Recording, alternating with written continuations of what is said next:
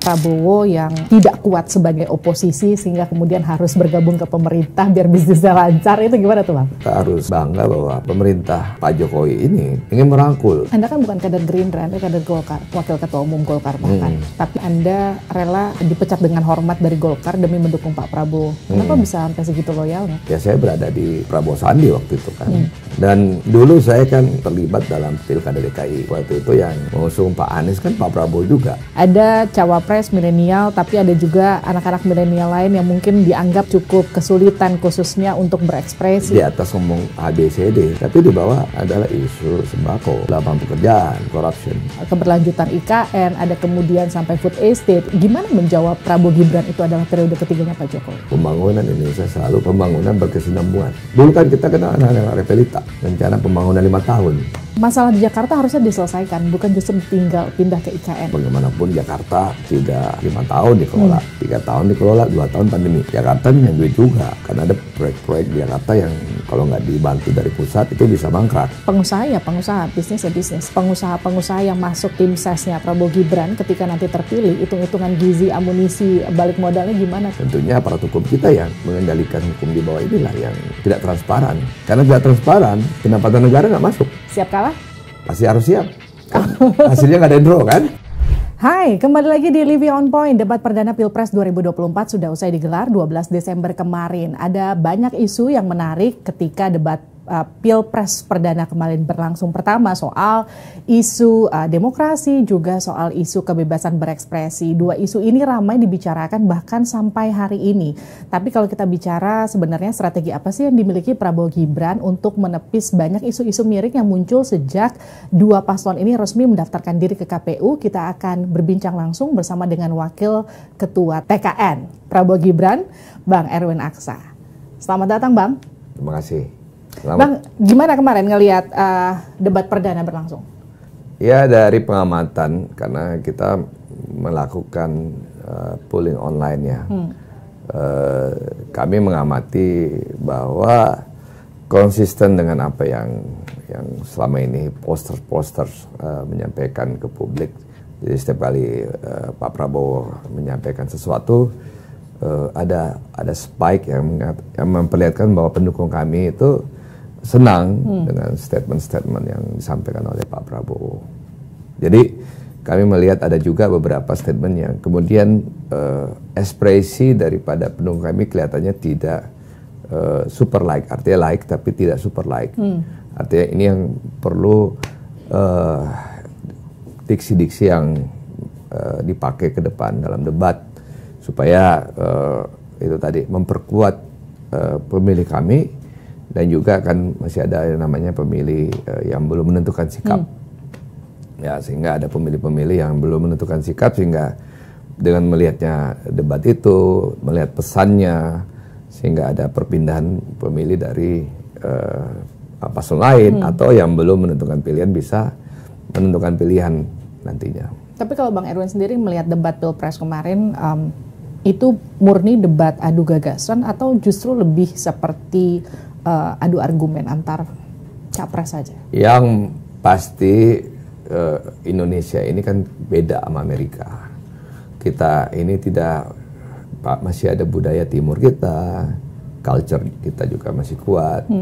Sehingga saya melihat kemarin ada seperti tendensius, ada yang kemudian berbicara personal.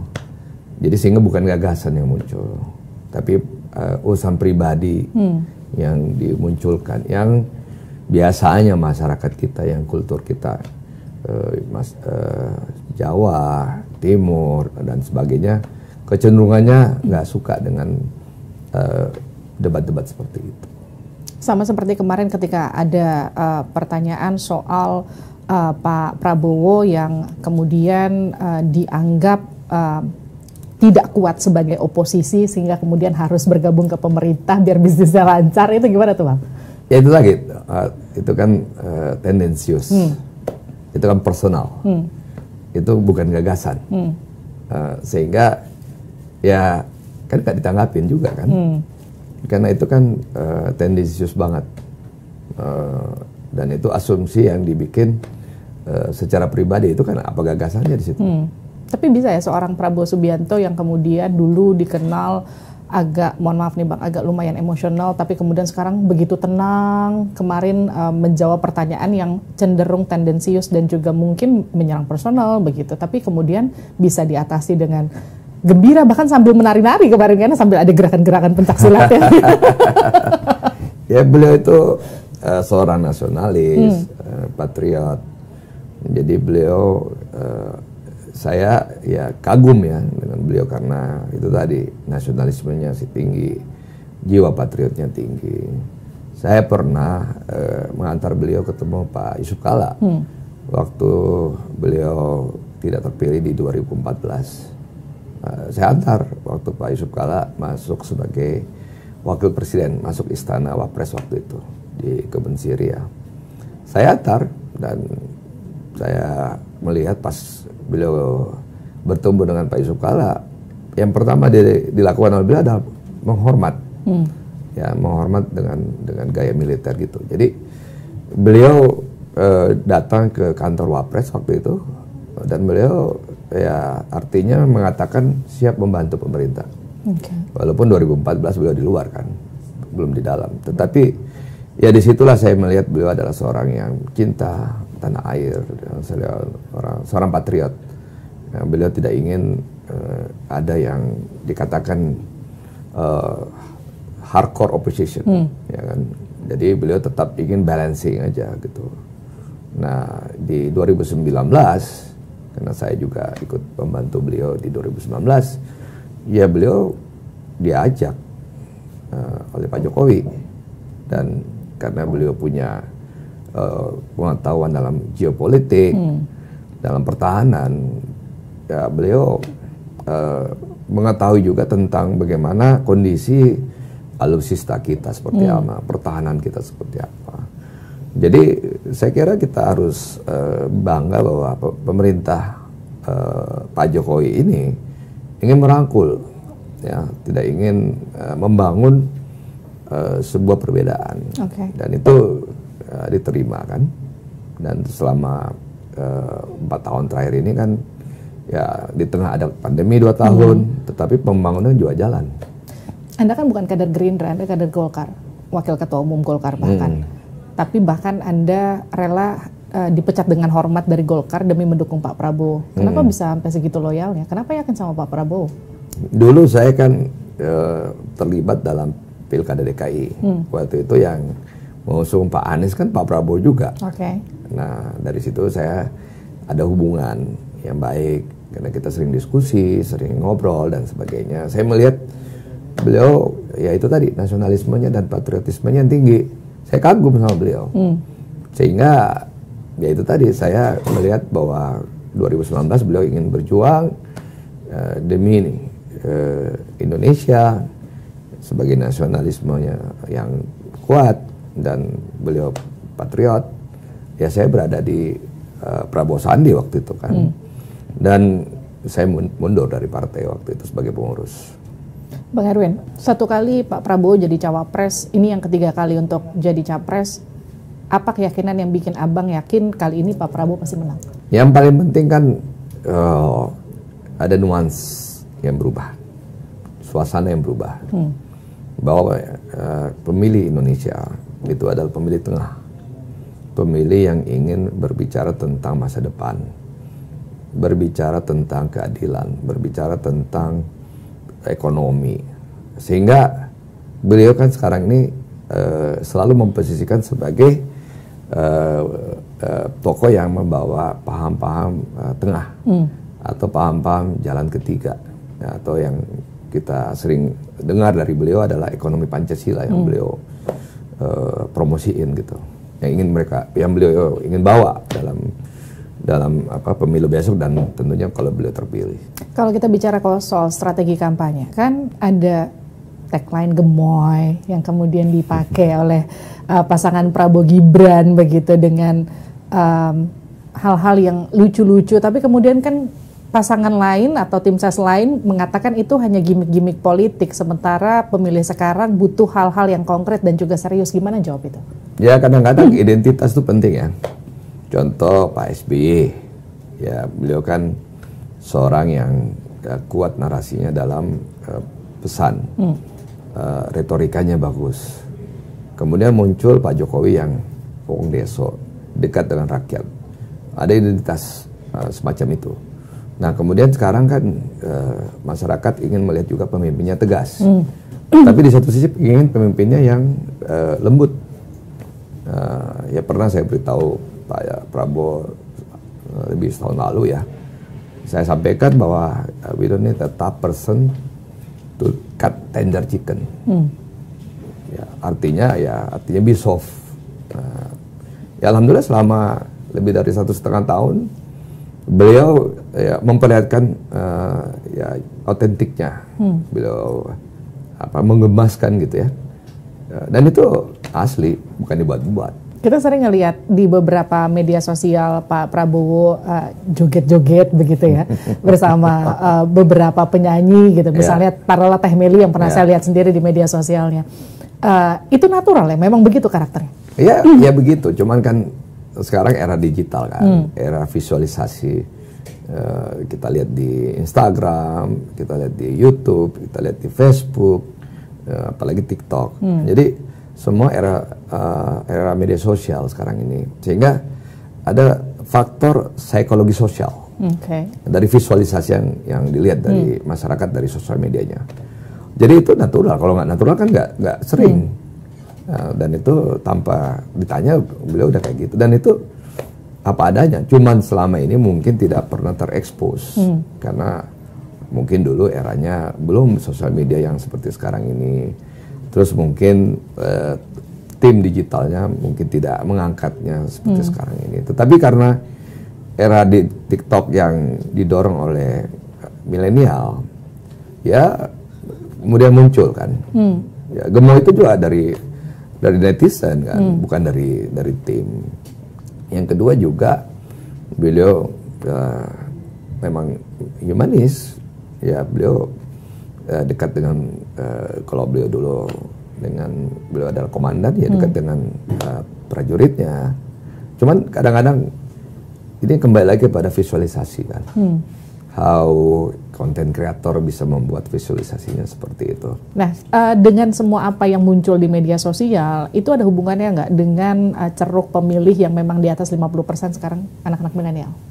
Ya, karena anak-anak milenial kan ingin mencari pemimpinnya pertama bisa menjawab kegelisahan mereka tentang biasanya lapangan pekerjaan. Terus biasa tentang corruption.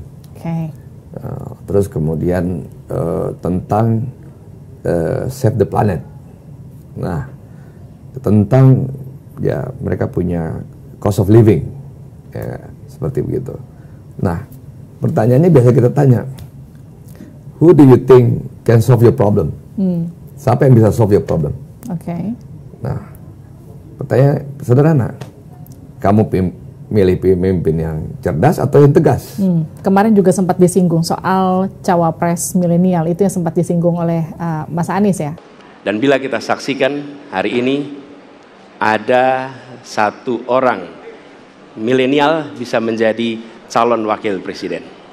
Tetapi ada ribuan milenial generasi Z yang peduli pada anak-anak bangsa, yang peduli pada mereka yang termarginalkan. Ketika mereka mengungkapkan pendapat, ketika mereka mengkritik pemerintah, justru mereka sering dihadapi dengan kekerasan, dihadapi dengan benturan, dan bahkan gas air mata. Apakah kondisi ini akan dibiarkan? Tidak, kita harus lakukan perubahan. Ada cawapres milenial, tapi ada juga anak-anak milenial lain yang mungkin dianggap masih cukup kesulitan khususnya untuk berekspresi begitu. Jadi dipilihnya Gibran sebagai cawapresnya Pak Prabowo secara elektoral menurut Anda itu menguntungkan atau justru merugikan? Kalau kita lihat poster kan impact-nya kan malah positif ya. Bahwa poster mengatakan sekian persen itu kan artinya tidak ada impact pull down. Malah impactnya pull up kan, push up gitu, jadi mendorong ke atas. Jadi bahwa isu yang ada di masyarakat hari ini adalah isu sembako, isu lapangan pekerjaan, isu corruption. Jadi itu yang harus dijawab. Jadi masyarakat itu kembali lagi isunya, isu hari-hari, isu setiap hari. Jadi artinya boleh kita di atas ngomong ABCD, tapi di bawah isu mereka adalah isu kehidupan mereka sehari-hari. Gitu, mereka harus struggle dengan bagaimana beli sembako, bagaimana mereka harus cari lapangan pekerjaan, terus bagaimana mereka merasa bahwa ada ketidakadilan, sehingga perasaan mereka ada yang korup. Tapi gini, selama ini kan cawapres atau wapres lah katakanlah, ini kan dianggap hanya sebagai pelengkap aja, sebagai shadow dari presiden ya begitu. Gimana memastikan Gibran yang dianggap sebagai representasi anak-anak milenial ini bisa betul-betul beraksi ketika nanti jadi wapres ya Pak Prabowo kalau terpilih? Sebenarnya Pak Dentis kan milihnya presiden, Gemoy kan. Jadi kalau kita tanya pemilih, kamu pilih siapa? Pilih presiden atau wapres? Dia pilih presiden, karena dia cari pemimpin yang bisa menjadi pemimpin. Pemimpin cuma satu, presiden. Nah, sehingga kalau kita tanya netizen, dan kemudian tadi sudah ada gemoy-gemoy itu kan, artinya netizennya melihat Pak Prabowo sendiri gitu. Jadi yang mendorong milenial masuk bukan hanya Mas Gibran tapi Pak Prabowo sendiri. Gitu. Bang Erwin, kalau dari survei Litbang Kompas terakhir tuh masih ada sekitar lebih dari 20% anak-anak yang mayoritas milenial dia masih gambang belum bisa menentukan pilihan, meyakinkan mereka itu untuk memilih Prabowo Gibran, itu gimana caranya? Ada dua, ada pemilih pemula yang umurnya 18 tahun sampai 20 lah kira-kira. Biasanya dia nggak ngerti politik, ya, belum tahu lah. Dia nanya ke orang tua, yang bagus siapa? Atau yang di atas 20-an sekian, udah ikut di grup-grup dan sebagainya. Kecenderungannya mereka ikut dalam gerbong yang menang, karena mereka ingin dalam gerbong yang menang, bukan mereka nggak mau di gerbong yang kalah. Jadi biasanya kita sebut bandwagon.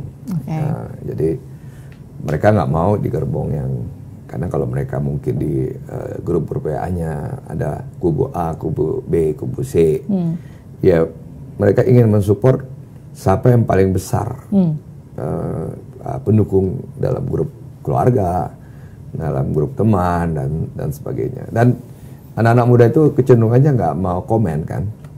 Nah, tetapi pada saat teman-temannya udah mulai komen mendukung Pak Prabowo karena soft dan punya jawaban terhadap keluhan mereka. Nah, itu yang menjadi kata kunci bahwa pemilih milenial ini butuh jawaban terhadap keresahan mereka. Dan mereka mencari pemimpin yang tegas, yang bisa menjawab persoalan mereka, dan mereka punya hope bahwa 5 tahun yang akan datang pemimpin yang tegas lah yang bisa menyelesaikan persoalan mereka.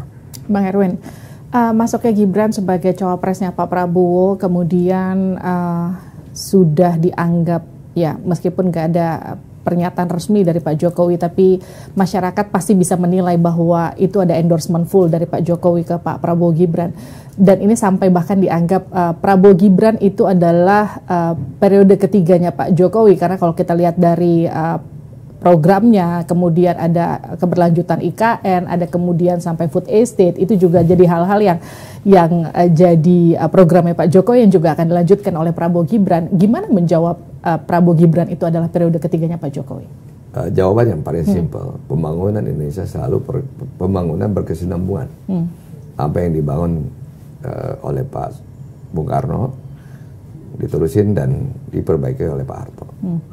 Apa yang telah dibangun oleh Pak Harto kemudian dilanjutkan oleh Gus Dur, oleh Pak Habibie dulu nih, kemudian oleh Gus Dur, oleh Ibu Mega, kemudian ada pemilihan langsung 2004, dilanjutkan lagi oleh Pak SBY, kemudian Pak SBY 10 tahun, kemudian datang Pak Jokowi 10 tahun juga. Jadi selalu ada pembangunan berkesinambungan. Dulu kan kita kenal anak-anak Repelita, rencana pembangunan 5 tahun.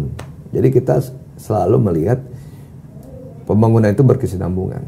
Ada yang kurang, yes, kita perbaiki, kita benahin, kita koreksi, ya harus kita akui juga memang ada yang kurang.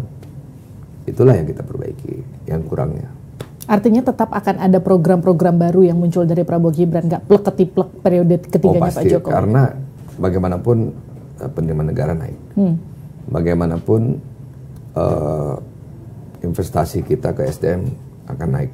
Karena kita ingin kualitas SDM kita membaik karena kita punya bonus demografi. Terus kemudian kita butuh job creation kan. Terus kemudian kita ingin investasi dalam hilirisasi yang berteknologi. Dan yang kerja juga adalah bangsa Indonesia. Jadi pasti ada program yang baru. Kan pembangunan Pak Harto kan butuh juga 30 tahun. Baru kemudian pembangunan itu terasa. Tetapi belum cukup, ada yang kurang. Kemudian dilanjutin lagi oleh Pak Habibie, diperbaiki. Dan demokrasinya dibuka, reformasinya dibuka. Kemudian dibuka lagi, dilanjutkan oleh Gus Dur. Kemudian pluralisme ada ya, toleransi diperkuat lagi, lanjutin lagi Ibu Mega. Kemudian Ibu Mega ya memperbaiki MPL yang ada waktu di era Pak Harto ya. Kemudian selesai dan akhirnya kan masyarakat memilih 2004 langsung Pak SBY JK terpilih pada saat itu. Nah kan masyarakat memilih langsung, incumbent-nya Ibu Mega. Yang terpilih orang baru namanya Pak SBY dan Pak JK. Nah terjadi perubahan dalam kepemimpinan pada saat itu. Dan lagi-lagi pemilu dari pemilu itu bicara ekonomi.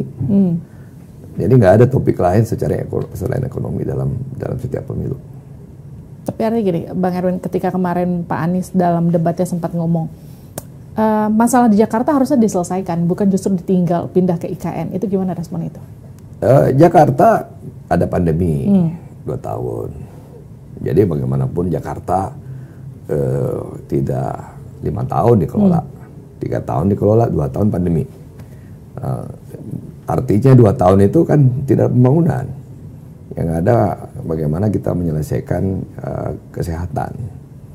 Jakarta punya duit juga, karena ada proyek-proyek di Jakarta yang kalau nggak dibantu dari pusat itu bisa mangkrak.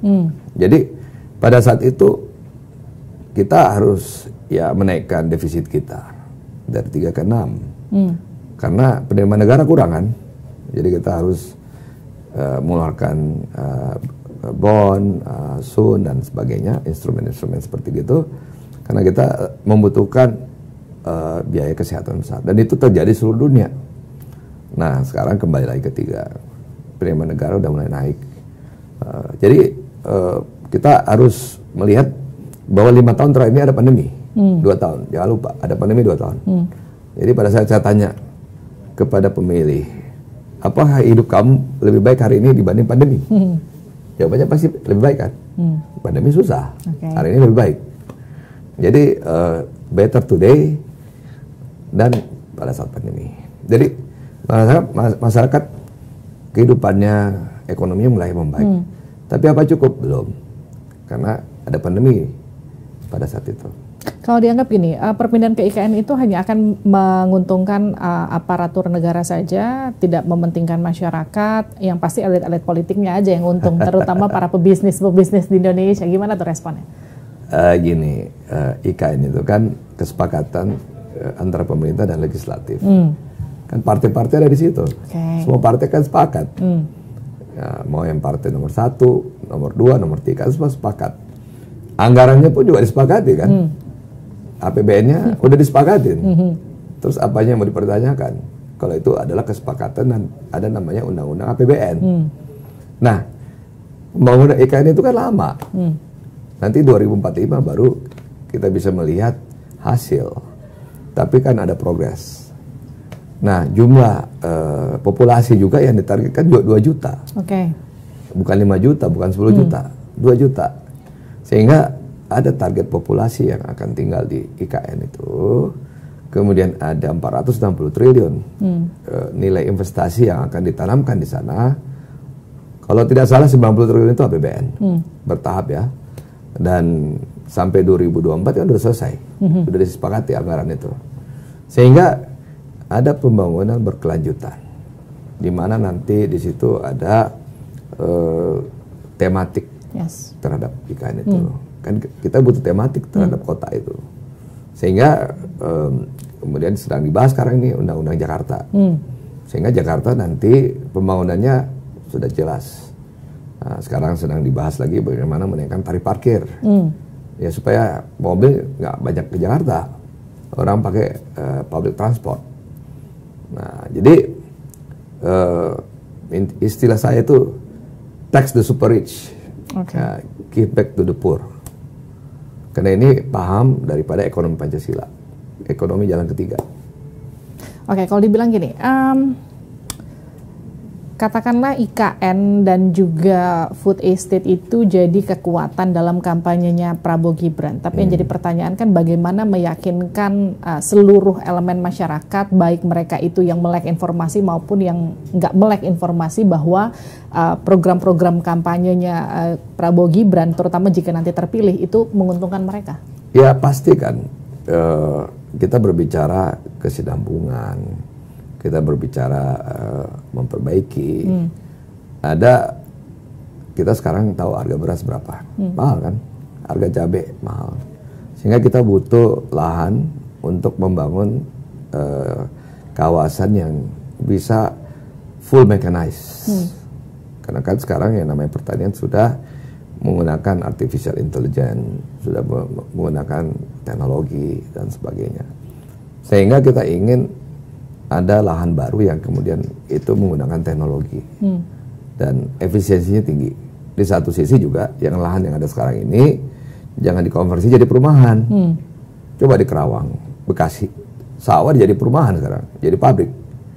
Berarti lahannya berkurang, produktivitasnya nggak naik. Jadi itu juga harus kita pikirkan bahwa kota di Jabodetabek berekspansi. Irigasi yang ada di Kerawang, Bekasi membasir.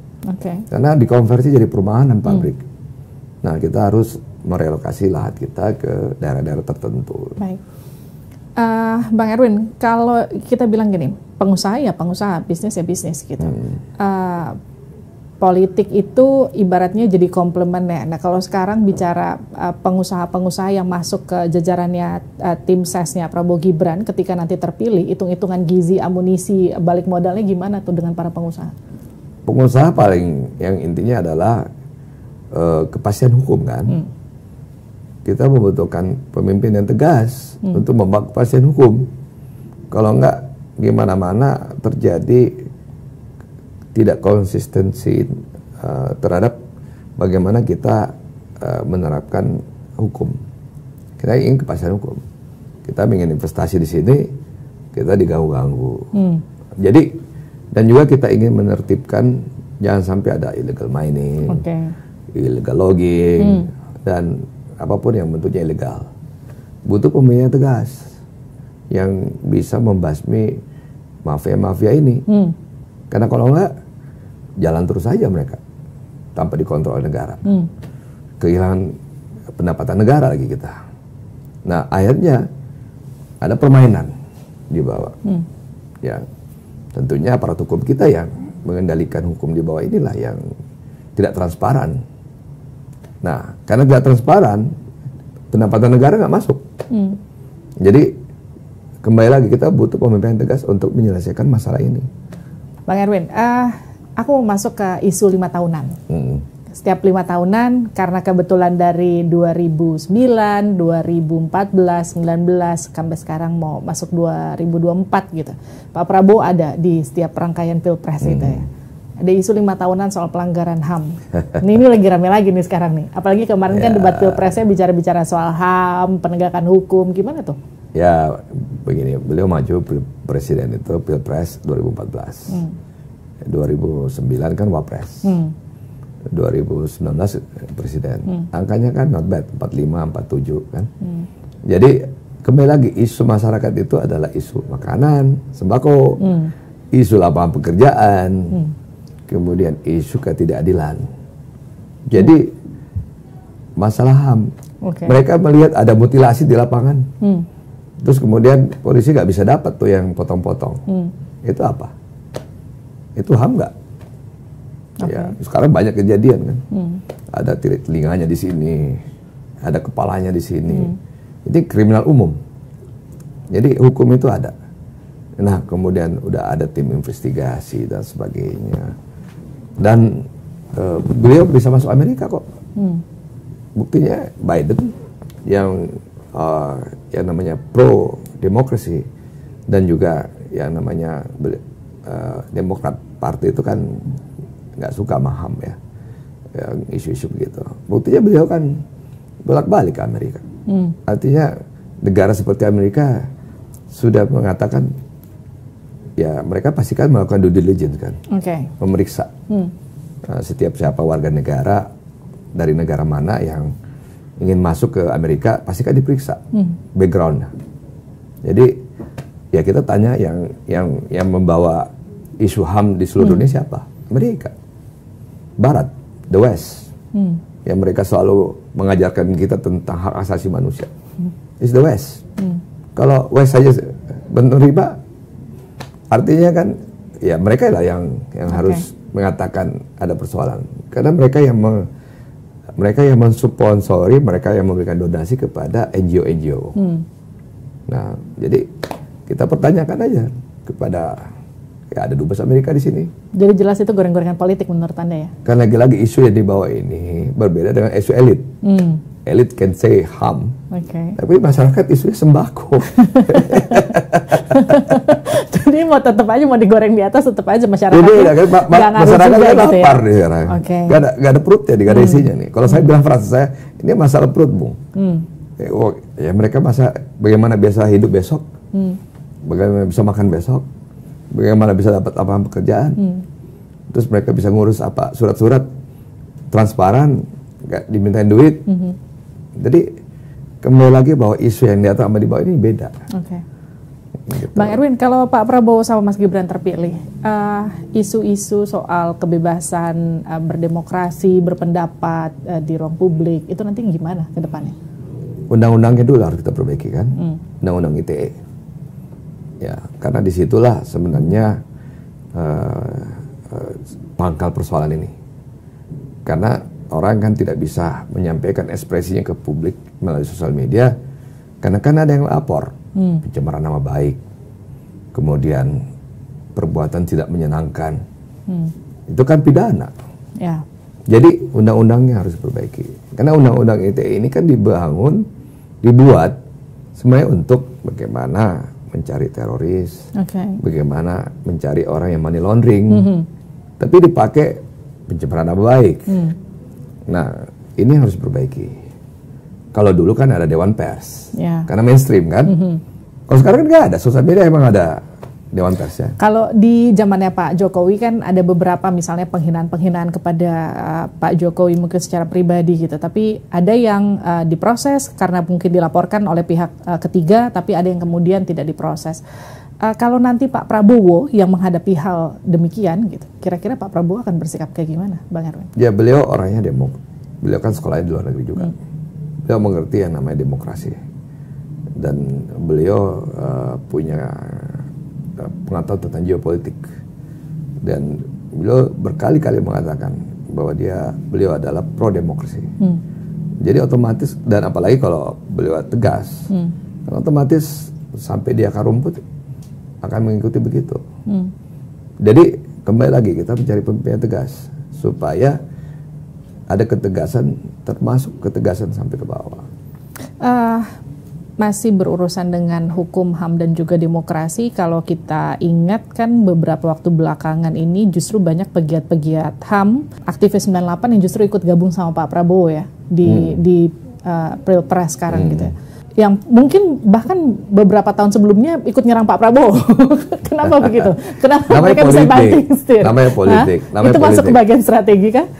Namanya politik. Politik itu sering berpindah-pindah. Tergantung perasaan mereka.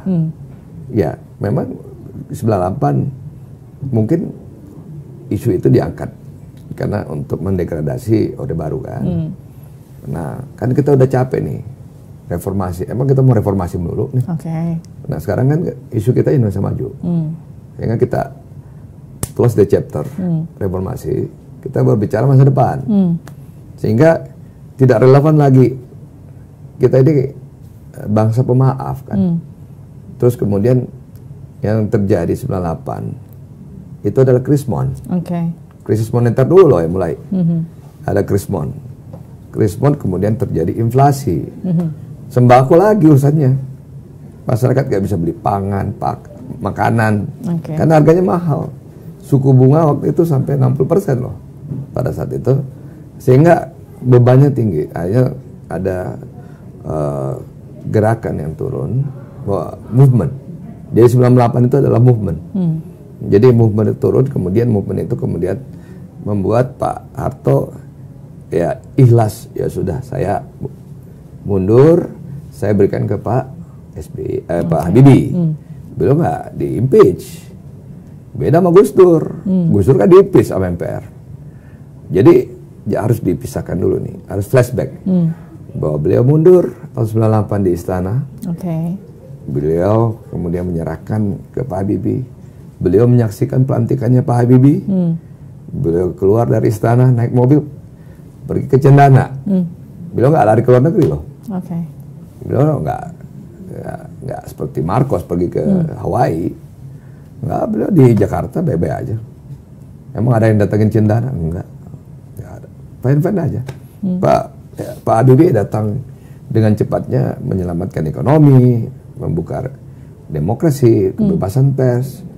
Kemudian persoalannya menjadi membaik dalam 1,5 tahun. Bang Erwin, aku mau masuk ke strategi pemenangkan Prabowo Gibran. Memenangkan Jawa itu kan sama aja memenangkan Indonesia, anggapannya gitu ya, karena kan ceruk suaranya itu ada di Jawa. Jawa Barat itu kantong suaranya Pak Prabowo, bisa dikatakan gitu dari setiap pilpres. Tapi Jawa Tengah itu kan masih kebagi nih antara Gibran sama Pak Ganjar mayoritasnya. Itu gimana strategi memenangkan Jawa Tengah, terutama juga Jawa Timur? Pemilu itu adalah isu. Isu kita ekonomi kan. Jadi siapa yang bisa menyampaikan isu itu kepada pemilih dan menyampaikannya dengan benar, menggugah perasaan mereka, mereka akan berpindah, ya. Dan apa yang terjadi dalam 1 bulan terakhir ini, ada terjadi perpindahan suara, kan Kompas sudah menemukan juga itu kan, bahwa ada perpindahan suara yang pindah sehingga angkanya naik spike dia kan. Jadi ya kita tanya ke peneliti, ada apa dengan itu kan? Bagaimana memenangkan? Ya lagi-lagi mainstream pasti menjadi sumber berita. Kemudian ada sosial media. Jadi masyarakat kita kan sudah 70-80% on internet. Jadi mereka sudah ada di handphone. Jadi kembali lagi medianya, message media. Gitu. Bang Erwin, kurang lebih 60 hari kan menuju ke Pilpres begitu ya. Dengan masa kampanye yang begitu singkat, itu menguntungkan atau justru merugikan? Ya begini, yang kita nggak inginkan adalah blunder kan. Jadi yang ada adalah karena biasanya kalau orang yang di atas diserang dengan negatif campaign kan. Nah caranya untuk mendegradasi. Nah bisa betul teorinya, bisa enggak. Sehingga menurut saya waktu yang singkat bisa terjadi perubahan. Kenapa? Kalau orang blunder, ya bisa saya ada namanya movement, gelombang dan sebagainya ya. Itu bisa berubah. Ya contoh waktu itu orang mengatakan Hillary Clinton bakal menang. Tapi dia di-attacking dengan bahwa Hillary Clinton pembohong. Trump yang menang. Ya, mana kita tahu. Bang Erwin, ini kan saya bilang kerjaan Anda banyak banget ya. Karena selain jadi Waketum Golkar, jadi Wakil Ketua pemenangan Prabowo Gibran, tapi Anda juga nyalek juga, masuk ke bursa Cagup DKI juga. Gimana bagi fokusnya, Bang? Ya, enjoy aja lah. Enjoy aja. Kan yang penting kita senang aja dengan kerjaan kita kan. Ya, saya sama kamu. Kalau kamu nggak senang sama kerjaan kamu, pasti capek kan. Tapi kan tetap harus bolak-balik dapil, Bang. Ya kan dapilnya dekat. Di Jakarta sini ya, dapil 3 ya. Tapi ngapain Bang masih nyalek, Bang? Kan masuk bursa Cagup kan. Saya di Golkar kita punya prinsip meritokrasi kan. Kita punya prinsip pragmatisme. Kita punya prinsip honesty. Saya kan belum pernah melalui proses itu. Oke. Kalau di Dapil Abang tuh kira-kira problemnya yang paling harus ditaklukkan tuh apa sih? Yang paling kerasa ya air bersih. Air bersih, iyalah ya. Ya, terus kemudian lagi-lagi lapangan pekerjaan. Lagi-lagi juga harga sembako. Ya kembali lagi juga mereka masih merasakan ketidakadilan. Mereka mau sekolah di SMA, SMP anaknya, mereka nggak bisa masuk. Ya, terus kemudian mereka mau ke rumah sakit, mereka harus ngantri. Jadi masyarakat ketidakadilan lagi. Bang, ngelihat seorang Erwin Aksa itu kan nggak cuma seorang politisi tapi juga pengusaha hebat. Gimana tuh mewujudkan ekspektasi para pemilih ketika milih Abang? Wah, pokoknya lapangan kerja lah kalau milih Erwin Aksa harus ada gitu ya. Pokoknya nggak bakal jadi pengangguran lah, bisnis lancar lah. Itu gimana tuh Bang, ekspektasi? Ya, saya kan mengerti tentang perilaku para pelaku usaha karena saya datang dari pelaku usaha kan. Yang pasti kita harus bawa yang namanya keberpihakan. Banyak saya mendengarkan masyarakat kita ada pabrik di situ, tapi kok yang kerja orang luar, bukan masyarakat di sekitar pabrik itu. Jadi lagi-lagi ini keberpihakan. Kalau nggak ada skillnya ya reskill dong, dan sebagainya. Jadi harus ada keberpihakan. Yang namanya industri di Jakarta Utara, Jakarta Barat luar biasa, di Pulau Seribu juga luar biasa. Tetapi lagi-lagi yang datang dari luar, padahal masyarakat masih banyak di sana. Malah jangan salah, Jakarta ternyata masih ada kampung. Mereka masih mengatakan saya hidup di kampung. Padahal kita kota yang sudah APBD-nya 85 triliun kan. Berarti something wrong. Mereka butuh perumahan murah. Mereka butuh air. Ya, mereka butuh pengolahan air limbah, mereka butuh pengolahan sampah modern. Ya mereka butuh juga ruang terbuka hijau. Yang di sana satu rumah bisa 3 kakak. Jadi mungkin di desa mereka bisa menikmati yang namanya oksigen dibanding sini gitu. Tapi Bang Erwin kalau disuruh milih jadi anggota legislatif atau jadi gubernur DKI, kira-kira lebih menarik yang mana? Di Golkar itu kita punya prinsip meritokrasi, pragmatisme, honesty. Jadi kita harus berproses. Jadi kita berproses aja dulu. Jadi jalanin aja dulu kira-kira. Jalanin aja. Kalau kita terlalu loncat-loncat, ntar kita pusing ntar.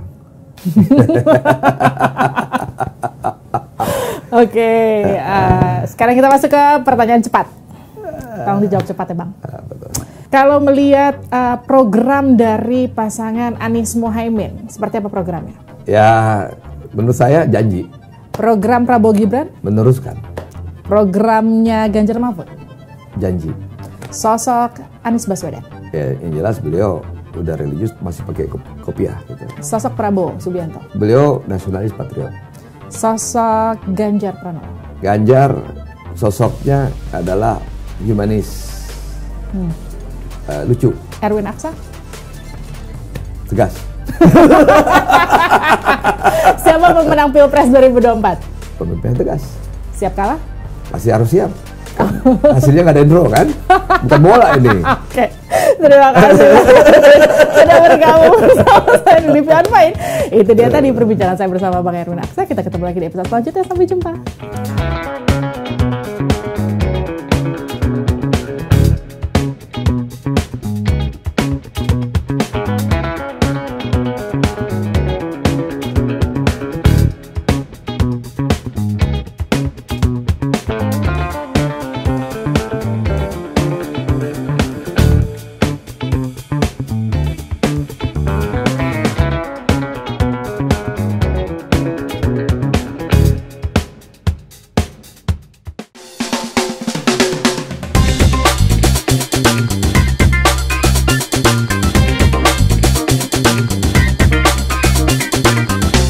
TV On Point.